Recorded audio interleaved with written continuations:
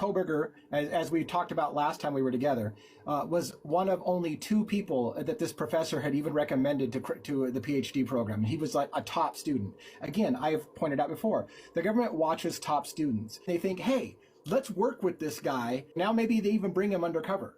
Imagine a scenario where some shit goes sideways, right? Maybe he was unstable and they didn't realize it. So he could have been, for example, working with the FBI on something because he's a top-notch brain. And then all of a sudden, he's accused of doing something horrendous. The last thing they want anybody finding out is he was one of their guys, that he was working with them, because it puts a big, huge black eye on the department. What exactly were you guys funding? If the country finds out that our government funds people that end up doing things like this, that's going to erode people's trust in their government.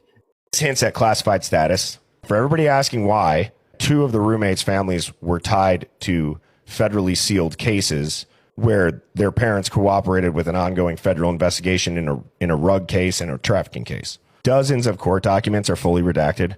Even simple filings like motions for discovery, requests for evidence, they're sealed.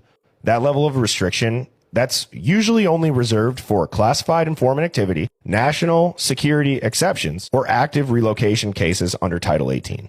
And in one document, the reason for sealing is listed as, quote, unquote, to protect the safety of persons not named in the case, end quote. That language is not typical in a homicide. That's relocation language. No motive, no confession, no schmurder weapon, 1 piece of DNA on a knife sheath that's conveniently left behind, no blood trail, no physical signs he entered or exited the home. It's not how a random unaliving would ever look, especially when the narrative needs a public resolution, which is what we are doing and seeing right now. WTF does not just protect people, it erases their past and completely wipes their identity. It buries timelines and it rewrites narratives.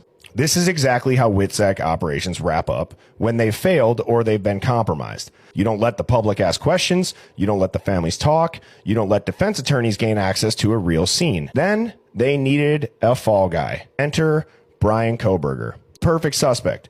Socially isolated, criminal justice grad student, moved to Idaho just months before that incident, okay?